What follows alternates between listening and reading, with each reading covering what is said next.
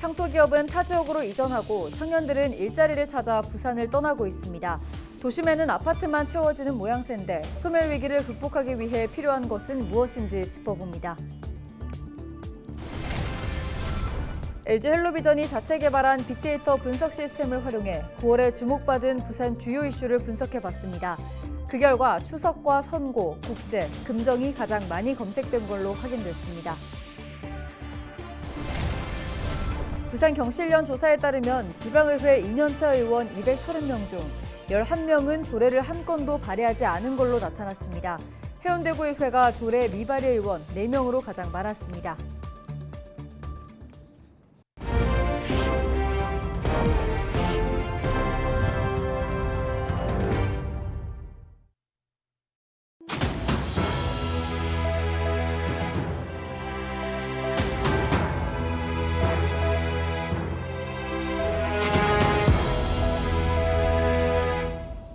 시청자 여러분 안녕하십니까? 헬로티비 부산 뉴스입니다. 전국 최저 수준의 출산율, 또 특광역시 가운데 가장 빠른 청년 인구 감소 속도 등 통계 지표에서는 이대로 가다간 부산이 소멸할지도 모른다는 위기감이 드러나고 있습니다. 이런 상황에서 향토기업은 타 지역으로 이전하고 도심에는 아파트만 채워지는 모양새입니다. 오늘 기획보도 마지막 시간으로 부산 소멸 위기를 극복하기 위해 필요한 것은 무엇인지 짚어봅니다. 차선영 기자가 보도합니다.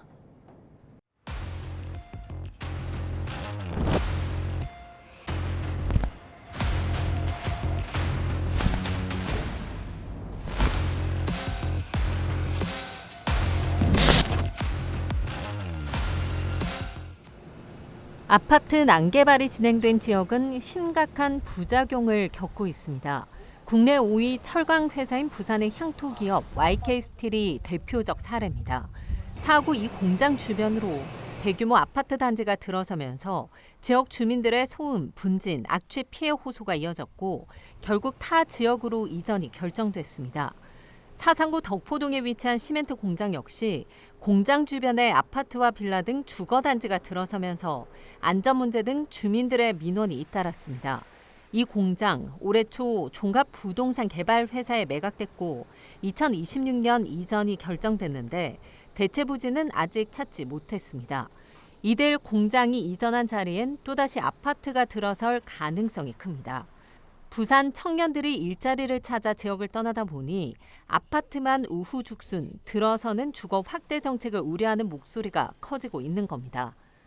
주거 지역의 어떤 확대 부분은 전혀 급할 게 없습니다. 급한 거는 인구가 소멸되어가는 이유 중에 하나가 우리 젊은 인구들의 유출인데 이 젊은 인구들의 유출은 당연히 좋은 양질의 일자리가 없기 때문인데 그에 대한 고민은 없는 거죠. 부산시는 이처럼 곳곳에 스며든 인구 감소 위기를 새로운 기회로 삼겠다며 대응 전략을 내놨습니다. 일자리와 인구의 선순환 기반을 마련하겠습니다. 물류, 금융, 문화 등 지역 특화 분야에 대한 투자 유치를 위해 과감한 인센티브 지원 체계를 마련하고 중소기업 성장 단계별 맞춤 지원을 확대하겠습니다.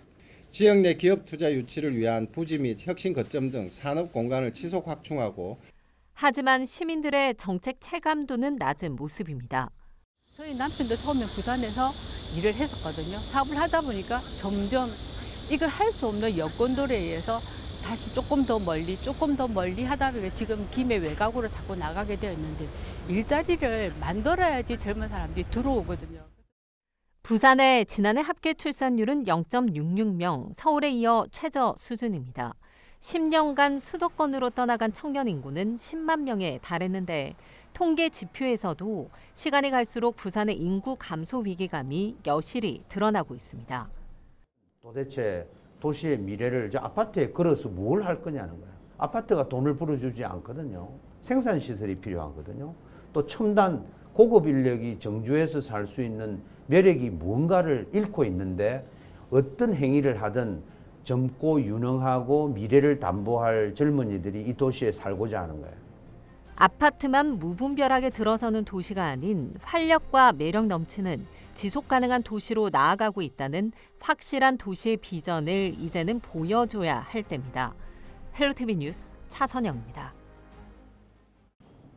LG 헬로비전이 자체 개발한 빅데이터 분석 시스템을 활용해 우리 지역의 주요 이슈를 살펴보는 시간입니다. 9월 한 달 동안 어떤 키워드가 주목받았을까요? 안수민 기자가 정리했습니다. 첫 번째 키워드는 추석입니다. 연관 키워드로는 병원과 의료, 연휴, 응급, 진료 등이 보입니다. 전공의 집단 이탈 이후 응급실 대란이 이어지고 있습니다. 특히 응급 환자가 늘어나는 추석 연휴, 의료 공백에 대한 우려 속에 관련 대책에 시민들의 관심이 쏠렸습니다. 정부와 부산시는 연휴 기간 비상대책을 시행했고 이후 의료 공백으로 인한 불상사나 혼란이 없었다고 자평했습니다. 하지만 추석 당일 영도구에서 경련과 의식장애 증상을 보인 30대 여성이 제때 치료를 받지 못해 숨진 사실이 뒤늦게 알려졌습니다. 해당 여성은 지역병원 응급실에서 치료가 어려워 상급병원 응급실로 옮겨져야 했고 부산은 물론 다른 지역 병원까지 92차례나 이른바 뺑뺑이 전화를 돌렸지만 모두 이송을 거부당한 것으로 전해졌는데 그 사이 여러 차례 심정지를 겪다 사망했습니다. 호흡기 질환이 증가하는 겨울철, 지역 응급의료 위기는 더욱 심화할 것이라는 전망이 나오면서 걱정도 커지고 있습니다. 두 번째 키워드는 선고입니다. 연계 키워드로는 징역과 기소, 무죄, 선고 등이 눈에 띕니다. 이재명 더불어민주당 대표 습격범이 징역 15년을 선고받고 항소심에서 합의 의사를 밝히면서 전국적인 주목을 받았습니다. 선출직의 당선 무효형 선고도 지역에 충격을 줬는데 미신고 계좌에서 선거 비용을 지출한 혐의로 재판에 넘겨진 김진홍 동구청장이 1심에서 당선 무효형인 벌금 100만 원을 선고받았습니다. 세 번째 키워드는 국제입니다. 관련 키워드로 영화와 상영, 관객 등이 떠올랐습니다. 오는 2일 개막하는 아시아 최대 영화 축제인 부산국제영화제에 영화 팬들의 이목이 쏠리고 있습니다. 올해 부산국제영화제는 63개국 224편의 공식 초청작을 선보이고 이 중 86편이 세계에서 처음 공개됩니다. 영화제 개막일이 가까워져 오면서 개막식과 영화제 각종 프로그램에 국내외 정상급 배우들의 참여 소식이 알려져 화제를 모으고 있습니다. 금정 키워드도 주목받았습니다. 다음 달 16일 치러지는 금정구청장 보궐선거의 영향입니다. 현재 더불어민주당과 국민의힘, 조국혁신당에서 각 한 명의 후보가 본후보 등록을 마쳤습니다. 선거를 앞두고 각 정당 대표가 지역을 방문하는 등 지원 사격에 나서면서 관심이 집중됐습니다. 야당 후보들의 단일화도 관심사인데 더불어민주당과 조국혁신당 간 날선 공방전이 이어지고 있고 시민들의 단일화 요구도 나오고 있는 상황입니다. 지금까지 빅데이터로 본 부산 이슈였습니다. 부산 경실련 조사에 따르면 지방의회 2년차 의원 230명 중 11명은 조례를 한 건도 발의하지 않은 걸로 나타났습니다.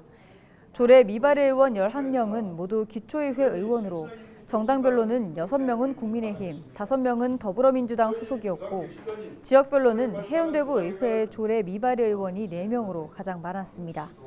의원당 조례 발의 건수가 가장 적은 기초의회는 금정구였고 가장 많은 곳은 동구였습니다.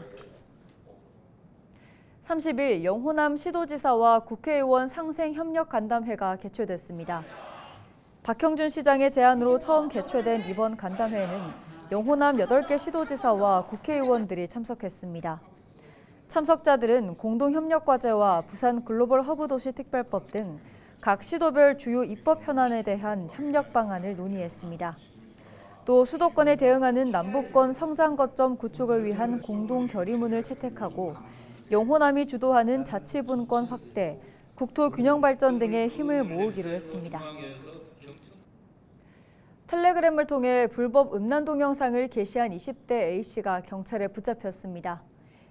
A씨는 텔레그램에 유료 회원방을 만들어 연예인 얼굴을 합성한 딥페이크 영상과 아동, 청소년 성착취물, 불법 촬영물 등 1,600여 건을 볼 수 있도록 해 2년여 동안 5천만 원을 벌어들인 혐의를 받고 있습니다. 경찰 조사 결과 A씨는 문화상품권 핀 번호를 받는 수법으로 수사기관의 추적을 피해온 것으로 드러났습니다. 특히 지난 7월과 8월 딥페이크 범죄에 대한 대대적인 수사가 진행되자 공지글을 통해 해외 IP를 매일 우회에 적발되지 않는다며 회원들을 안심시키는 것으로 나타났습니다. 경찰은 2,800여 명이 불법 영상물을 본 것으로 파악하고 이들 중 아동, 청소년 성착취물을 본 이들을 추적해 처벌할 예정입니다. 부산경찰청은 딥페이크 불법 합성물 제작 행위에 대해 강력하게 대응하겠다고 강조했습니다. 지난달 부산 지역 준공후 미분양 주택 수가 역대 최대로 나타났습니다. 국토교통부에 따르면 지난 8월 부산의 준공후 미분양 주택은 1,537가구로 지난 7월에 비해 16.3% 증가했습니다. 전체 미분양 주택 수도 5,652가구로 4개월째 5,000가구를 넘어서고 있습니다. 부산시 보건환경연구원이 지역 해수욕장 백사장 모래 안전성 조사를 실시한 결과 환경 기준을 만족한 것으로 조사됐습니다. 조사 결과 일부 해수욕장의 카드뮴과 비소 농도가 개장 전과 폐장 후에 약간 높았지만 다행히 모두 환경안전관리 기준 이내로 나타났습니다. 조사 항목은 유해 중금속인 카드뮴과 비소, 납과 수은 등 6가크롬입니다. 연구원은 올해 해수욕장 이용객들의 안전을 위해 해운대와 송정, 임랑해수욕장 등 7개 해수욕장 백사장 모래를 3차례 조사했습니다.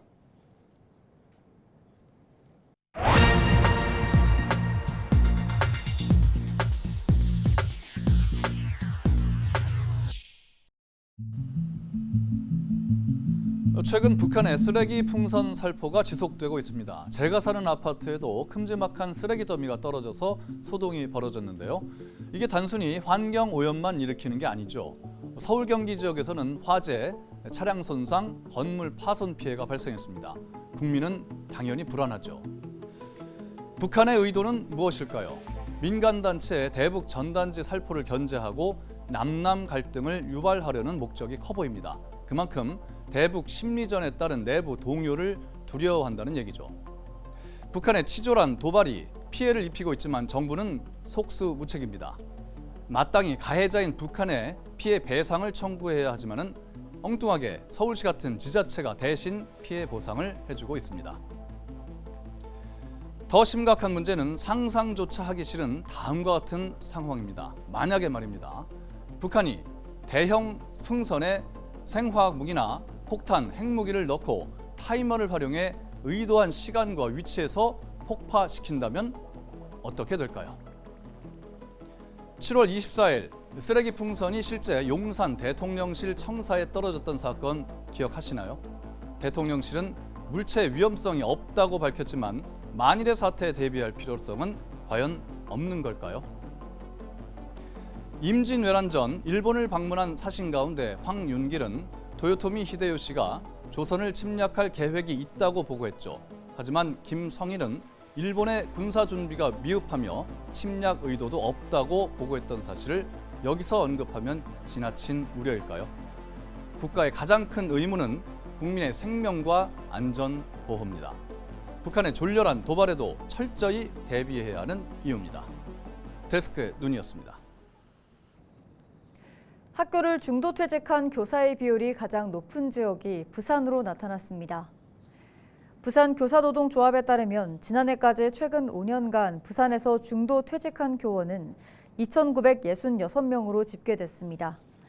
서희초 사건이 있었던 지난해에는 786명이 중도 퇴직했는데 2019년 대비 66% 증가한 수치입니다. 전체 교원 대비 중도 퇴직 교원 비율은 부산이 3.7%로 전국에서 가장 높았고 서울이 2.49%, 충남이 2.36%, 강원이 2.3%로 뒤를 이었습니다. 부산교사노조는 교권 침해 증가와 보복성 소송 전에 휘말리는 일이 증가하며 교직의 회의감을 토로하는 교사들이 늘고 있다며 부산의 중도 퇴직자 비율이 높은 것에 대해 부산교육청이 대책을 마련해야 한다고 지적했습니다.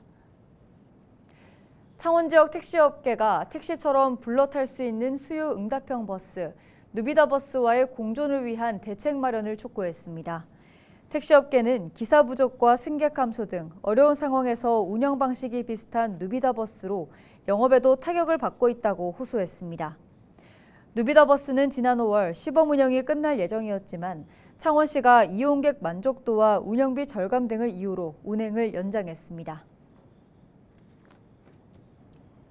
이상으로 뉴스를 마칩니다. 저희는 언제나 지역민 여러분과 함께합니다. 네, 시청해주신 여러분 고맙습니다.